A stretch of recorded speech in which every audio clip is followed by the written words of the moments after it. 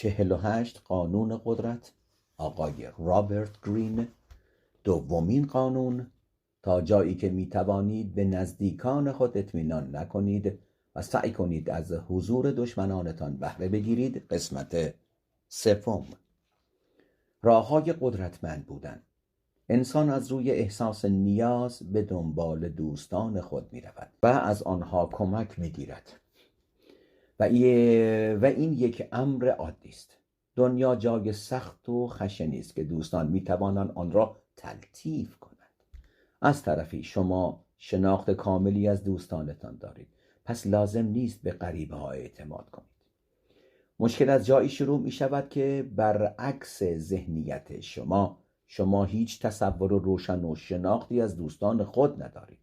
دوستان ما برای اینکه یک رابطه دوستانه خوب با ما داشته باشند اغلب با ما بحث نمی کنند و دوست ندارند که باعث آزار همدیگر باشند و از این رو آنها اختلافاتی که با ما دارند و از نظر اخلاقی با ما متفاوت هستند را آشکار نمی کنند و سعی می کنند تا به شوخی های همدیگر بخندند و گاه پیش می آید که پس از گذشت سالهای طولانی هم شما نمی توانید بفهمید که دوستتان در دل خود نسبت به شما چه حسی دارد.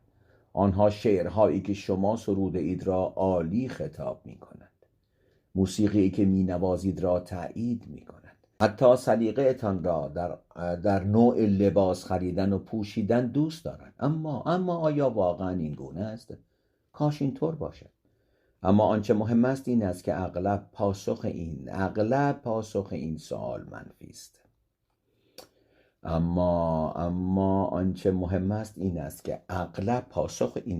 منفی است. زمانی متوجه خصوصیات واقعی دوستتان خواهید شد که او را در مقام شریک، همکار یا زیردست استخدام کنید. کار مهربانانه شما در حق او به نوعی تعادل را از بین میبرد و این برعکس آن چیزی است که شما انتظار داشتید. آدم‌ها دوست دارند سرنوشت خوبی که شما برایشان به وجود آورده اید را حق مسلم خود بدانند که شایسته آن بودند. وقتی دوستی را در سمتی به کار میگیرید و در واقع به او محبت میکنید، برداشت طرف مقابل این است که شما بر او منتی گذاشته اید و انتخاب شما به دلیل حس دوستی بین شما و نشایسته سالاری بوده است.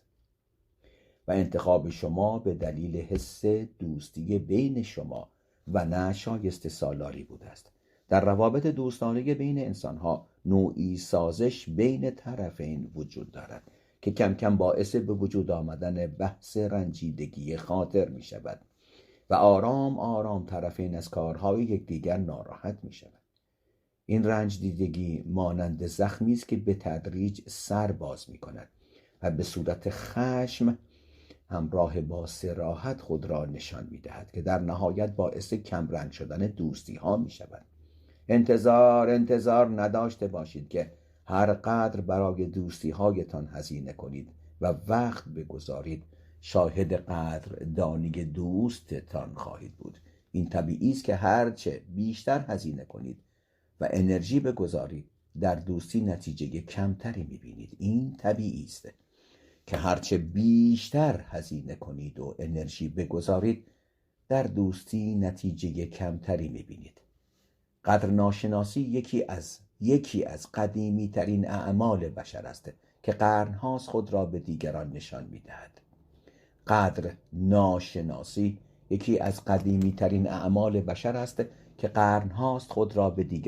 می‌دهد. جالب اینجاست که انسان‌ها هنوز سعی در نادیده گرفتن و فراموشی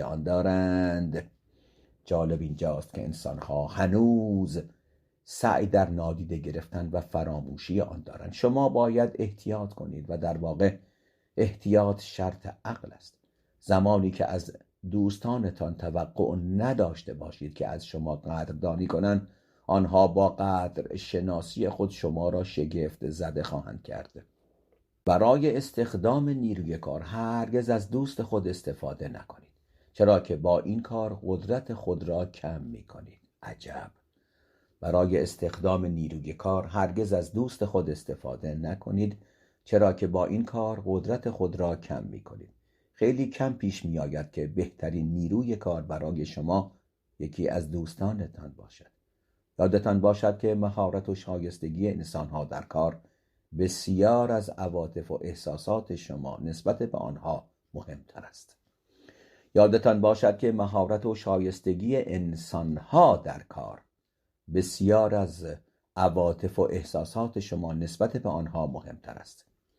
مایکل سوم را به یاد بیاورید. او مردی را در کنار خود داشت که میتوانست به بهترین طریق به او کمک کند و یاور او باشد.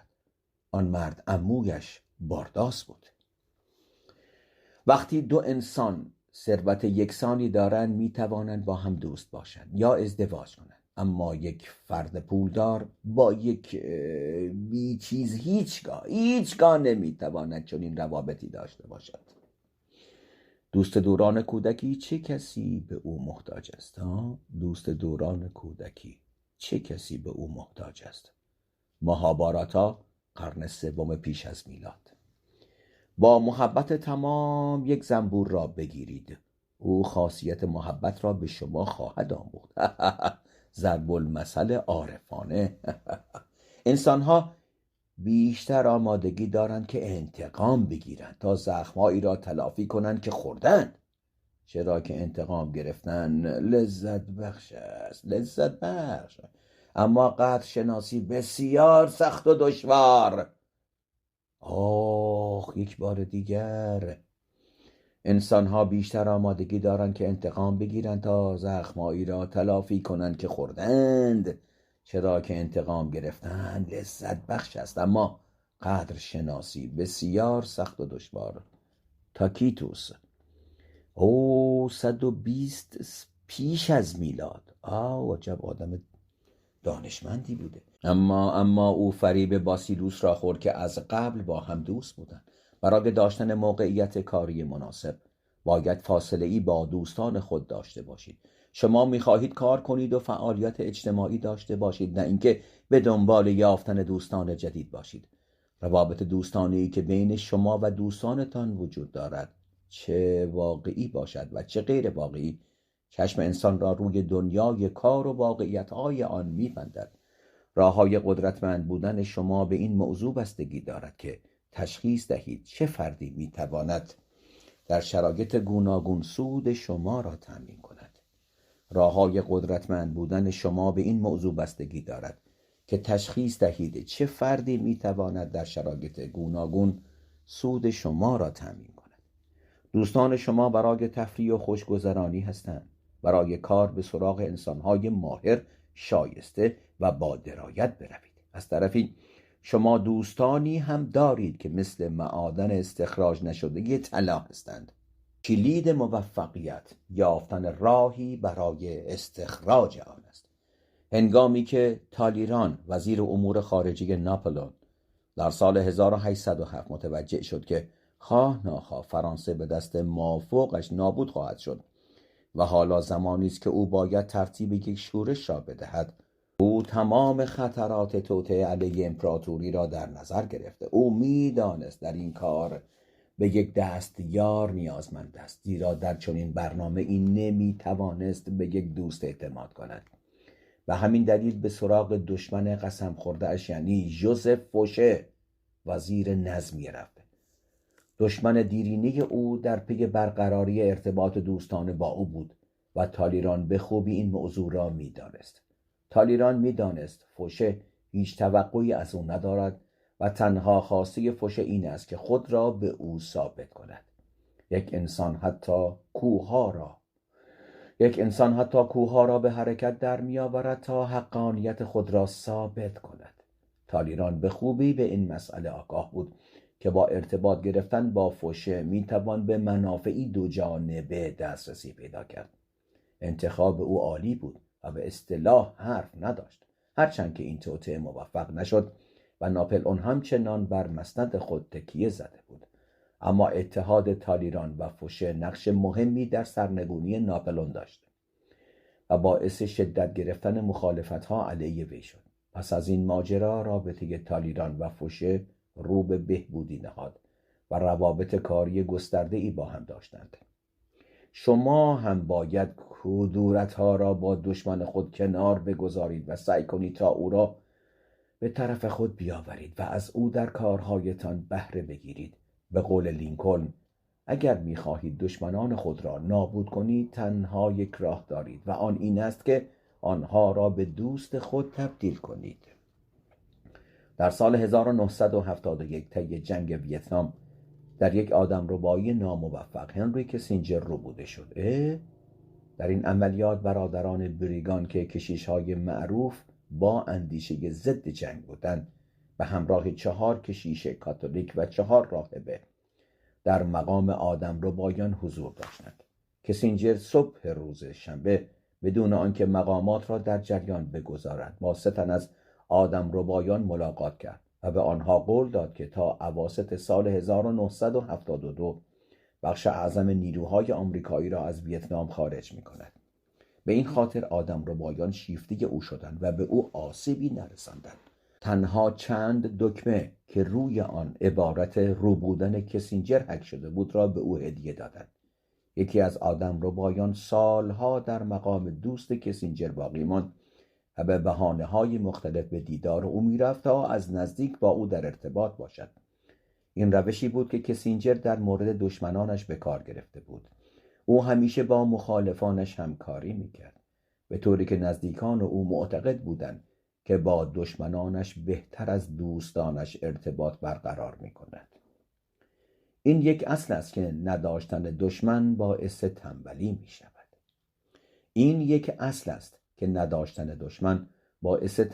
می‌شود.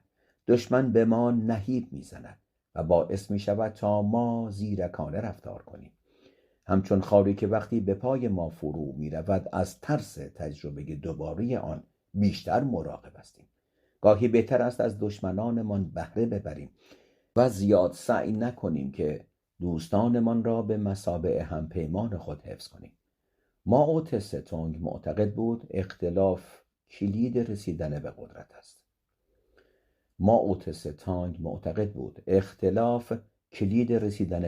است.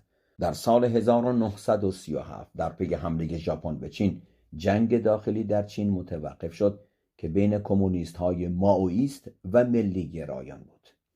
بعضی از رهبران کمونیست بیم آن را داشتند که مبادا توسط ژاپن نابود شوند. آنها به این نتیجه رسیدند که بهتر است ملی گرایان آزاد باشند و درگیر جنگ با ژاپن شوند و در همین میان کمونیست ها نیز بتوانند تجدید قوا کنند. مائو با این تصمیم مخالفت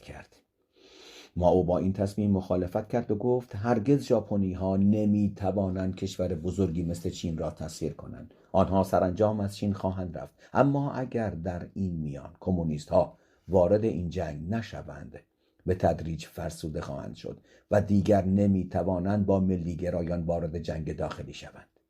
به اعتقاد او جنگ با دشمن قوی و سرسختی همچون ژاپن بهترین فرصتی است که ارتش ناهماهنگ کمونیست را برای رویارویی با ملی گرایان آماده خواهد کرد.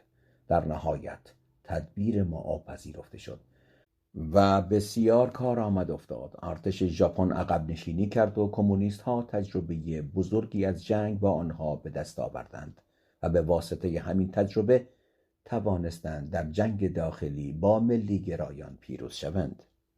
سالها بعد سفیر ژاپن در دیدار مائو از او به خاطر حمله ژاپن به چین عذرخواهی کرد، اما مائو اجازه نداد حرف او تمام شود و گفت ما از شما ممنون هستیم، چرا که هیچ انسانی بدون داشتن دشمن بزرگ نمیتواند مقتدرتر شود. سیاستی که مائو در درگیری‌های طولانی در پیش می‌گرفت چند نکته مهم داشته. نکته نخست این است که شما باید مطمئن شوید که در جنگ طولانی مدت با کسی